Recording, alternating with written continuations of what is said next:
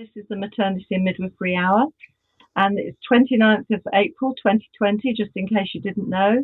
And this is Supporting Maternity Staff through COVID-19, Midwifery Leadership and Staffing Initiatives.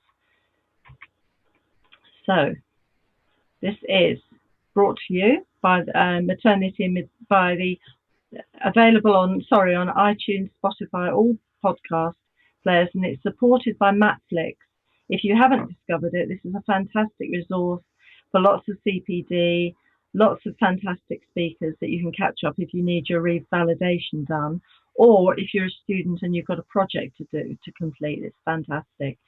The aim of this session really is to give you information to midwives, student midwives, aspiring midwives, student midwives, and anyone who's supporting women and babies and families at the moment, because we're very conscious that there's a real thirst for knowledge in bite-sized bits rather than huge long conferences. Having this sort of event where you can really listen to some experts and have some thought about what's happening.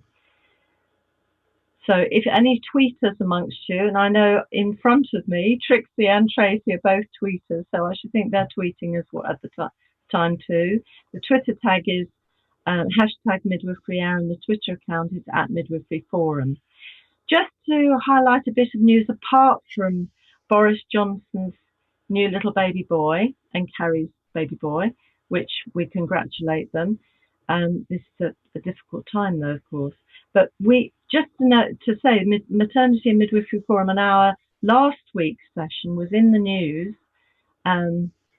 as a sort of feature about home birth.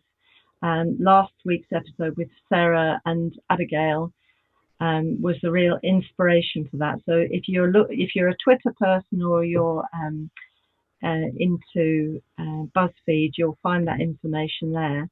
The other snippets of information are there are two new resources for the NHS workers. One, wellbeing support for NHS people, which is a telephone helpline for staff, which the information's here. It's 0300 131 7000, 7 till 11 p.m. daily, and you can also text Frontline. There's also something called NHS in Mind, which has been set up, the website of which is there, and this has got a number of different resources, so you can go into there and you can have a look at it, and you can do things to support yourself and really kind of uncharge, or when you're having difficulties. Very good resources. I haven't gone through all of them yet, but I think it's going to be something that's going to be very useful. And another issue for those creative people here is the Midwife Patchwork Project 2020, which is being led by Lindsay and by Jenny Hall, and the website is here for you to check out. You might be interested in sewing some little squares for a patchwork, which is then going to kind of celebrate this year, because it is the year of the nurse and the year of the midwife this year, just in case. I always put this slide up because I think while this crisis is underway, it's easy to forget that at the beginning of the year we were so excited and happy and thrilled about the year of the nurse and the midwife for this year from the WHO. And I think we need to start to kind of keep recapturing that. And also, actually, what I think over the last few months I'm feeling and finding is that we really are showing how valuable we are as practitioners, as nurses, as midwives. So it's a complete celebration. I'd as soon not had the virus to celebrate it, but it's happened. So next week is the International Day of the Midwife, May the 5th, which is the Tuesday, and there's lots of events locally and nationally and internationally.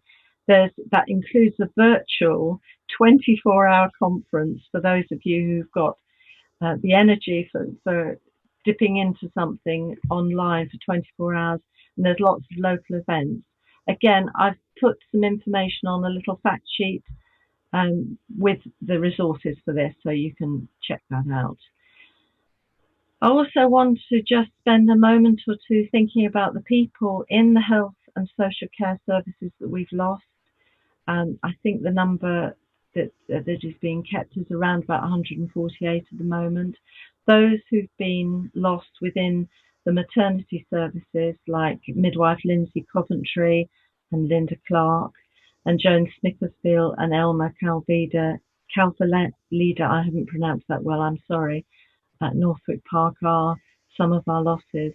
But obviously there are so many people who've been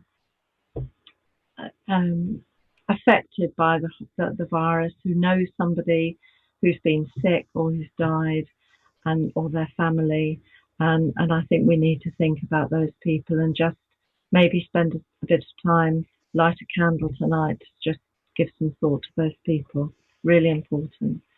And not just the 148, but the over 20,000 people in the UK we've lost. And to sort of build up a little bit now, thank you to all the NHS and key workers and their families. I think one of the things, again, over the last few weeks is finding out how valued the NHS and our key workers and all the other people who look after us, even the lorry drivers, the supermarket workers, the mailmen, all the people that keep things going for us so we can be comfortable. Just the thing to remember, I know that a lot of services have had to be kind of slowed down or cancelled at the point of the virus emergency. But of course, in maternity, though we have additional stress and anxiety and sickness and staffing issues, maternity services can't be delayed or cancelled.